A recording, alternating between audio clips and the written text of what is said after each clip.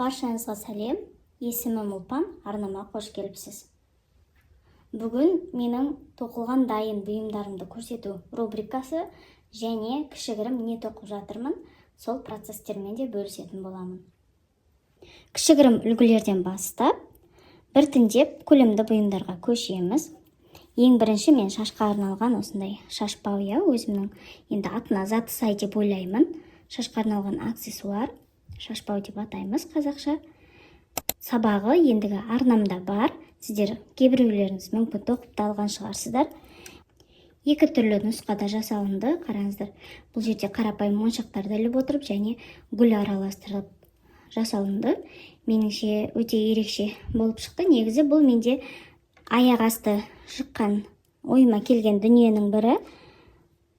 Өзім көлемді процесстерден шаршағаннан кейін ойыма осы жіпті қарап отырып, жіңішке және тез оңай жасалатын қандай дүние тоқса болады екен деп, сонымен ойыма осындай шашқа арналған шашпауларды жасау келді. Қараңыздар, қара түсінен де өте әдемі көрінеді, ерекше.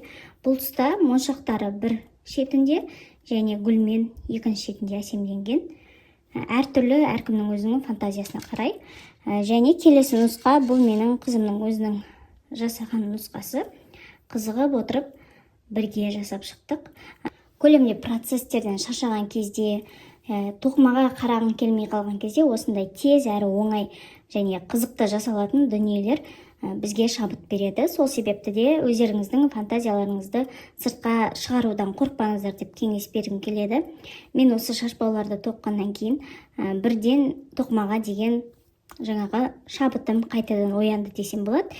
Өйткені нәтижесі тез дайын болған зат бізге ерекше шабыт береді. Тоқып жүрген қыздар және тек тоқымай емес, кез келген қолөнерге қызығып жүрген қыздар келсе деп ойлаймын. Жалпы тоқып алуға, тоқып көруге кеңес беремін. Қыздарыңызбен бірге қызықтырып тоқсаңыздар тіптен жақсы деп ойлаймын. Қыздарыңыз уақыты тиімді өтеді және жаңа қолөнер үйренетін болады. Қиық орамалдар кезегі де келді. Көпшілігіңіз көріп жүрген осы менің арнамда құлпынаймен әсемденген ақ түстегі қиық орамалға біраз қыздардың, қыз-келіншектердің көздері түсті десем қателеспеймін. Және сабағын осы жақын арада түсіріп шығарған болатынмын, арнамда бар. Мен сабақта осы қызыл сары түстен тоқып көрсеттім. Бұл жерде жиегін сәл басқаша ғана әсемдедім. Бұл жерде айырмашылығы тек жиектерінде. Қараңыздар, бұл бізде ешқандай жаңағы валан тәріздес болмайды. Төменгі жаққа осылай қайтарылып тұратындай көрініске алып келдім. Енді мен бұны көбінше өзім қолданып жүрмін және өте ыңғайлы, терлетпейді. Ал мына нұсқасын әрине қызыма өте жақсы ұнайды және қызым қолданып жүр. Бұл жерде валаны кішкене жиегі, яғни сәл ереленген көріністе. Қосымша фото, видео салып отырамын, көріп алсаңыздар болады. Өте әдемі көрінеді және актуалды. Біз енді тамақ дайындаған кезде, мысалы қызыммен бірге дайындаған кезде, екеуміз осы орамалды тағып алдында біз үйде кішігірім дайындық жасаған болатынбыз. Қыздар өзі қызығады. Мамасымен бірдей таққаннан кейін әрине ендігі біздің тоққан бұйымызды қолданысқа жаратады. Егер менің сабағым бойынша тоқып жатқан бұйымдарыңыз, дайын бұйымдарыңыз бар болса, онда бөлісіп отыруларыңызды сұраймын. Себебі ол да маған өте үлкен шабыт береді. Ары қарай маған сабақ түсіруге, каналымды дамытуға өте үлкен үлесін қосады. Сол себепті де бөлісіп қойсаңыздар. Мен төменгі ссылкада Instagram қалдырып кетемін, болмаса экранға да жазып кетемін. Сол бойынша маған шықсаңыздар болады. Енді кезекте біртіндеп косметичкаға да көшеміз. Қараңыздар, ең бірінші тоқылған инебізбен және де инебізбен тоқылып шыққан косметичка. Бұл жерде оюы көлеңкелі әдісімен жасалды, теневой узор және жиегін кейін мен жіппен жай ғана жүргізіп шыққанмын. Оң тоқылады, ал негізгі ою өрнегі теріс тоқылып шықты. Соның әсерінен осындай көлеңкелі ою болады. Негізі осы жиегі жүргізілмей тұрған кезде де басқаша көрінген болатын көрінісі. Алдыңғы влогтарда көріп кеткенсіздер. Бірақ енді мен нақты көрініп тұрсын деп жиегін жүргізіп қоюды жөндеп көрдім, және бұл жерде үйдегі бар фурнитураны қолдана салдым. Осы түске сай келетін замок болмағаннан кейін маған нәтижесін тезірек көргім келіп, үйдегі бар заттармен тоқып шықтым. Және бұл тұста ішкі астарда жасалынған. Ішкі астарға дак матасын тоқыдым. Барлығы әдемі көрінеді демеймін ішкі көрінісінде. Барынша оқыпты деп те айта алмаймын, бірақ көрсетіп кетейін. Осындай көріністе қараңыздар. Шыны керек, мен тоқыма бұйымын алғаш рет тігін машинасында тігіп көрдім. Және инебізбен тоқылғаннан кейін тез созылуға бейім екен. Сол себепті оңайға түспеді маған. Бұл жерде мен енді бірлес сөтіп тастап, қайтадан тіккенмін астарын. Соң өзіне қараңыздар, артық тұстары шығып қалды. Осылай ішіне қарай негізгі толық астар сыртынан жауып тұрып, ішінде қалатындай көріністе жасау керек екен. Сыртынан, яғни тағы да астар керек. Енді оны болашақта егер тағы да инебізбен тоқығым келсе, ары қарай іске асыру керек, яғни жұмысын жасау керек. Басқа әдемі ұқыпты көріністе болатындай екі беті де бірдей. Ішкі астарын мен дак матасын қолдандым деп айттым, себебі астар жасамасақ, инебізбен тоқылған бізде мүлдем пішінін ұстаған жоқ, яғни. Сол себепті де осындай тығыз матадан астар жасадым. Сол кезде менде осылай тік тұрады және пішінін жақсы ұстайды. Өздеріңіз енді көріп тұрған шығарсыздар, ішіне ешқандай зат салынбаса да жақсы тұрады өзі. Көрінісі осындай, өте әдемі. Өзіме қатты ұнады нәтижесі. Сіздерге қалай? Қосымша комментарияда жазып кетіңіздер. Және енді оюдың тоқылуын дәл осындай көлеңкелі оюдың тоқылу жолын көрсетуге тырысамын. Енді инебізбен косметичка тоқу жолын көрсетемін деп айта алмаймын, себебі айтып кеткенде жаңағы өзінің қиындықтары болды. Сол себепті әлі де сабақ түсіруге дайын емеспін. Бірақ ою қалай тоқылды, соны көрсете аламын, егер қажет десеңіздер. Жаккартпен өрнекті күтіп жүргендеріңізді білемін. Жаккартпен біз бұйым тоқсақ, жаңағы жеңі жоқ, жилеткалар деген сияқты, кардиган тоқсақ деген комментарияларда келген. Бірақ жаккартпен әзірге түсіремін деп айта алмаймын, себебі жаккарт тоқылудың өзі қиын. Мен әзірге жаккартты өзім енді қолға алып зерттеп сабағын түсіре аламын деп айта алмаймын. Оған да өзінің тәжірибесі бар. Кем-кетік тұстарын барлығын толықтыру керек деген сияқты. Сол себепті әзірге осындай инебізбен оюды аудиторияма қалай көрсетсем екен деп жолдарын қарастырып жатырмын. Осы көлеңкелі өрнегі маған ұнады. Бұл жерде енді қараңыздар, оюдың ішін бір түспен толтырып шықсақ та, меніңше өте жақсы шығады. Кішкене оюымыз 3D көрініске келетін сияқты. Менің мамыр кардиганыма ұқсас. Жеңінде менде сол жасалған оюды көрген боларсыздар. Қосымша фотосын салып кетемін. Сол сияқты ішін толтырып алсақ та болады. Келесі косметичка өте нәзік, әдемі және көпшілікке ұнаған түрі деп айтсам қателеспеймін. Қараңыздар, ілмек бізбен тоқылған макраме жібінен косметичка. Мынау бізде сыртқы беті, яғни арты, және алдына осындай әдемілік жасап қойдым. Енді байқасаңыздар, формасын жақсы ұстап тұрады деп айта алмаймын. Жұмсақ болып шықты, бірақ егер ішіне зат салатын болсақ, бұл бізде қалпын жақсы ұстайды. Қазір енді өзіміз осылай қолмен жөндеп қойып қойсақ, енді түбін жасап алсақ, осылай тік тұрады, яғни үстелдің үстіне қоя аламыз қолмен түзету арқылы. Ал егер ішінде зат болса, енді бұл еш қиындықсыз өзінің формасына келіп осылай тік тұра қалады. Бұл жерде енді замогында тігін машинасымен орнаттым. Қиындықтар болды. Қолым ауырды, себебі бұл макраме жібі қалың. Қараңыздар, қалыңдығын байқасаңыздар болады. Бірақ бұл жерде формасын ұстамай қалған себебі мен жаңа крючокты көлемін сәл үлкендеу алып қойдым деп ойлап тұрмын. 5 мм крючокпен тоқылған болатын. Әрине, көлемді крючок болса тез тоқылады. Бұл жерде мүмкін 4 мм тоқсам, немесе 4,5 мен тоқсам, мүмкін тығыз болып формасын жақсы ұстайтын еді. Енді оны алдағы уақытта көремін. Бұл макраме жібінің менде этикеткасы болған жоқ, этикеткасы сатылған. Орамның қалғанынан көрсетейін, қалыңдығы осындай. Бұны мен белгілі бір зат тоқимын деп алған жоқпын. Мен дорбашалар тігіп жүрген кезде осы дорбашаның аузына жасауға бауға жақсы екен деп алғанмын.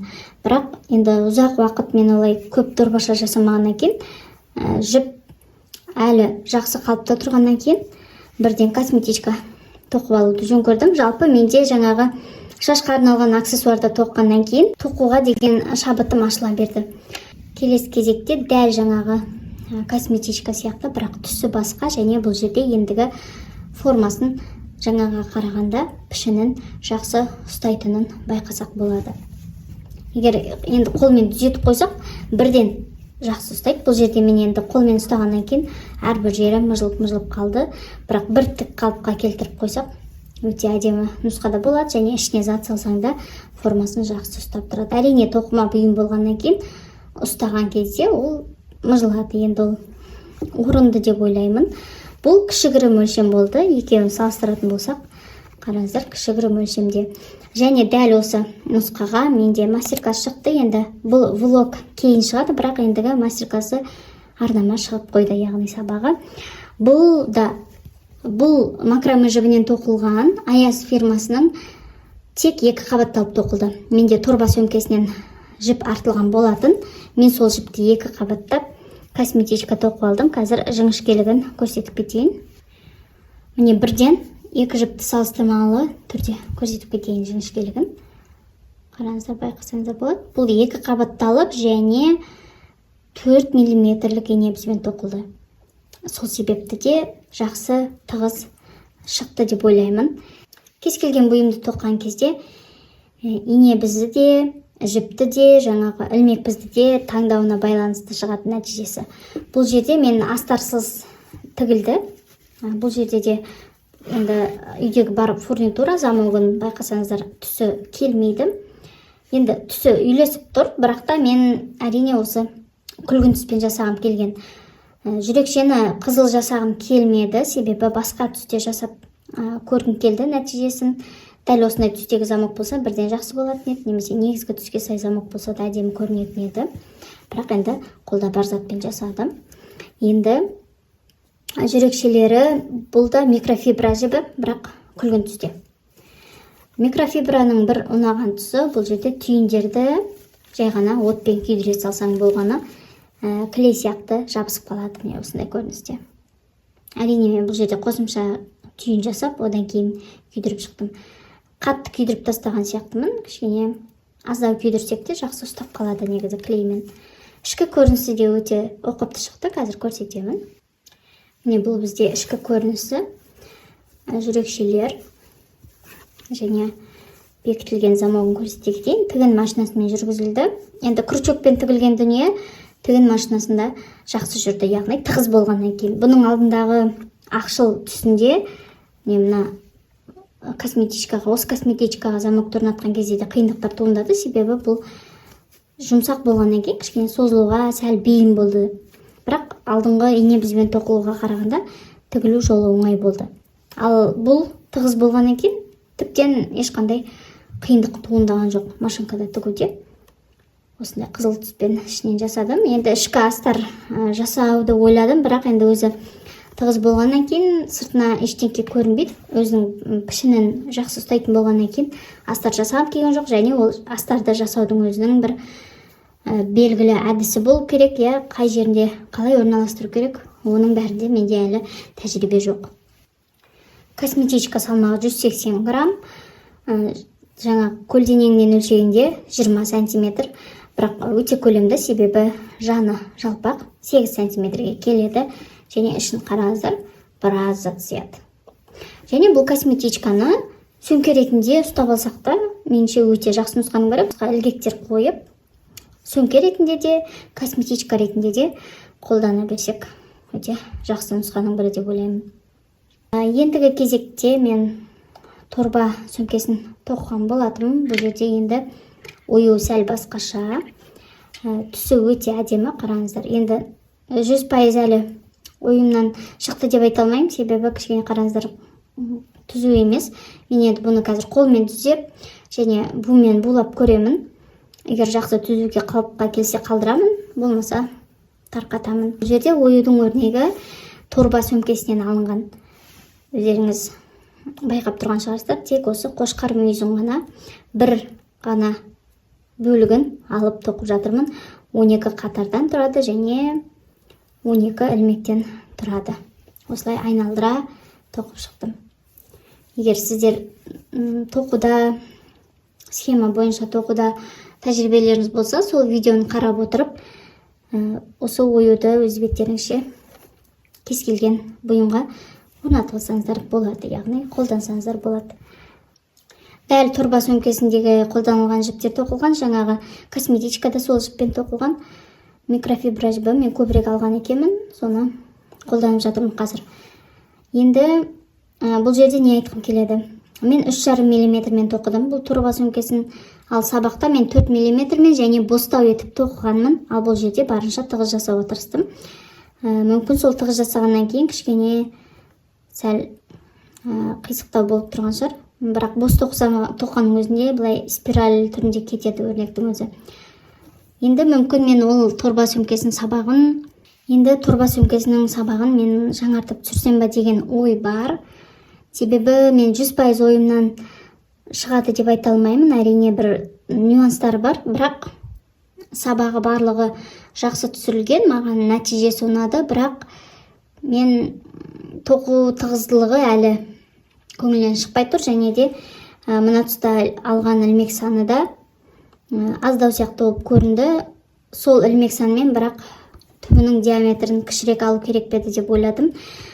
Бірақ мен бұның алдында ең бірінші тоққан торба сөмкесінде мен әрбір аралықтан осындай 2 ілмектен көтерген болатымын. Сабақта мен кішігірім нұсқасын көрсеткім келіп, осы аз ғана ілмек алып көргеннен кейін мүмкін қателігім сол болған шығар. Бірақ мен өзім ол сөмкені ұстап жүрмін, көремін. Мүмкін алдағы уақытта егер сабағы жаңартылып жатса, әрине шығарамын. Енді кезекте ұмытпай тұрған кезде мен оюлы кардиган, яғни мамыр атты кардиганын тоқылған түрімен таныстырып кетейін. Негізі бұл кардиган қателеспесем сәуір немесе мамыр айында дайын болды және тапсырыс иесіне жіберілген болатын. Бірақ сол кезден бастап мен жөндеп фотоға да видеоға да түсіре алмадым, бірақ қазір барын көрсетемін.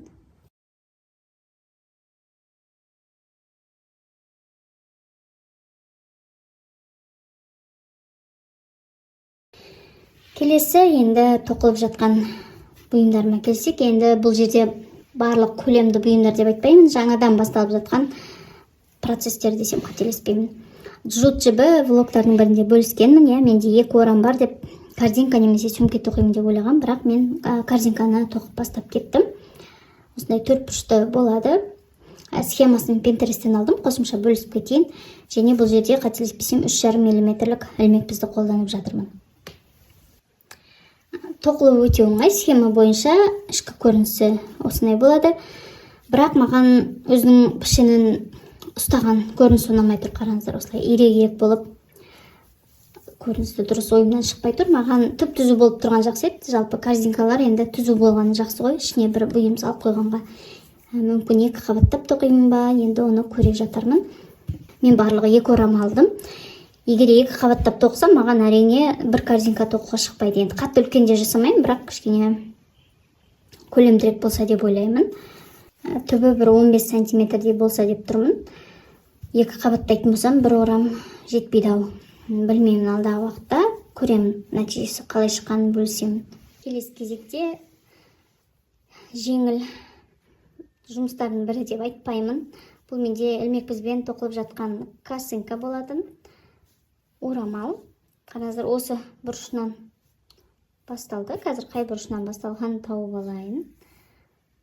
Міне, осы бұрышынан басталған екен. Бұл жерде төменнен жоғары қарай емес, бір жақ бұрышынан басталады. Яғни, қараңыздар, бұл бізде косынка төменгі ұшы мынау болады, ал мынау ұзын жиегі болады. Түсіндіре алды деген ойдамын. Яғни бір бұрышы осы тұста бізде жаңағы байланатын бау тұрады. Осы бұрышынан басталып тоқылып жатыр, және бұл филейный вязание деген әдіспен тоқып көргім келді. Өте жіңішке крючок, 2,5, енді мен үшін кішкентай өлшем. Бірақ филейный вязаниеда одан да кішкентай ілмек бізбен тоқылу керек екен. Негізі сол кезде көрінісі өте нәзік, әдемі шығады екен. Қосымша фотоларды салып отыратын боламын. Мына тұста мен гүл жасағым келген. Филейный вязание деген осындай түзу квадрат тоқылады. Бізде енді қарапайым сетка тоққан кезде столбики с накидами, жіп оралған бағандар осы арканың бойына тоқылады ғой. Ал бұл филейный тоқуда, қараңыздар, осы мына тұрған тізбектің, столбиктің дәл осы төбесінен тоқылады екен. Сол кезде бізде түзу квадрат шығады дейді. Бірақ енді мен бұл нұсқаны ендігі өзім бөтелке сумкасына және телефон салуға арналған сөмке тоқылғанда дәл осы әдіспен тоққан болатынмын. Бірақ ол кезде мен ол филейный вязание ма, сол әдісті мен білмеген болатынмын. Тек жай ғана өзімнің, былайша айтқанда, өзімнің фантазиямен әрбір осы төбешігіне тоқыса қалай болады екен деп интуитивно тоқып кеткен болатынмын. Сөйтсем ол бізде филейный вязание деп айтылады екен. Ерекшелігі және сол сетканың ортасына осындай өрнек салу. Бұл жерде әртүрлі жүрек салуға болады, немесе басқа да суреттер жазуға болады. Өте қызықты әдістің бірі, бірақ маған оңайға соқпады. Мен бұны тоқу үшін мен қанша рет тарқатулар жасадым. Шыны керек, мен ендігі көбірек тарқата бергеннен кейін жіптерім мүлде бұйра болып кеткеннен қиып тастауға тура келді. Және қазір осы нұсқада тұрмын. Әзірге ұнап жатыр ма жоқ па білмеймін, өйткені гүлдің формасына мүлде келмей жатыр. Мен бұл жерде кішкене схемасын өзім өзгертіп тастаған болатынмын. Мүмкін содан кейін ба, енді көремін. Мүмкін қарапайым жүрекшені ала салу керек еді.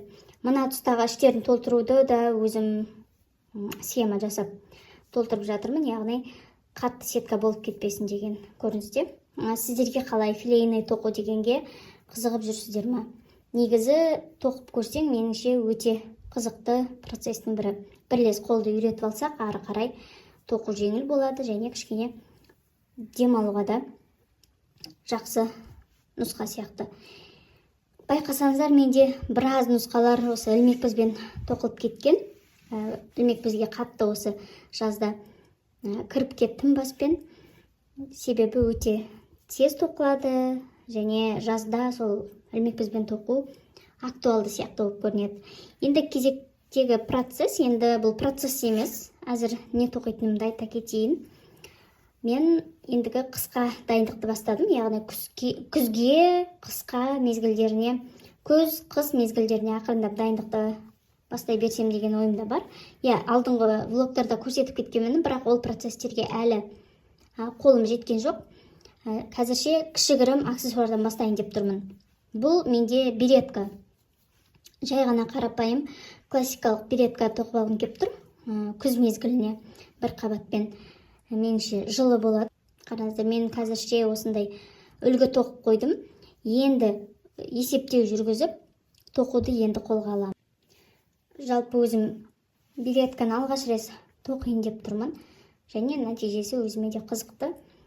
Ендігі әрине жаздың әлі бір айы бар болса да, ақырында күзге, қысқа дайындалу кезеңі басталды. Енді бұл жерде көптеген дизайнерлер, мысалы қазір жаз мезгілі басталған айдан бастап, енді келесі мерзімге дайындықты бастап кетеді, яғни 3 ай бұрын. Бірақ енді маған әлі кеш емес, енді мен өзім үшін осы тамыз айы жақсы деп ойлаймын. Енді тоқып шығуға үлгеремін. Енді кезекте ілмек бізден кішкене демалыс алып, осы инебізбен тоқып кетемін. Баршаңызға рахмет. Осымен менің сіздермен бөліскім келген ақпаратым аяқталды. Назарыңызға рахмет. Келесі сабақтарда, видеода кездескенше сау болыңыз, және арнама тіркеліп кетуді ұмытпаңыз. Арнам пайдалы болып жатса, саусақты жоғары көтеріп, комментарий қалдырып кетіп отырыңыз. Тоқымаға қызығатын досыңыз болса, бөлісіп қойыңыз сұраймын. Және де тоқып жатқан тоқылған бұйымдарыңыз менің сабағым бойынша дайын болса, онда маған жіберіп қойыңызды сұраймын. Рахмет, сау болыңыз.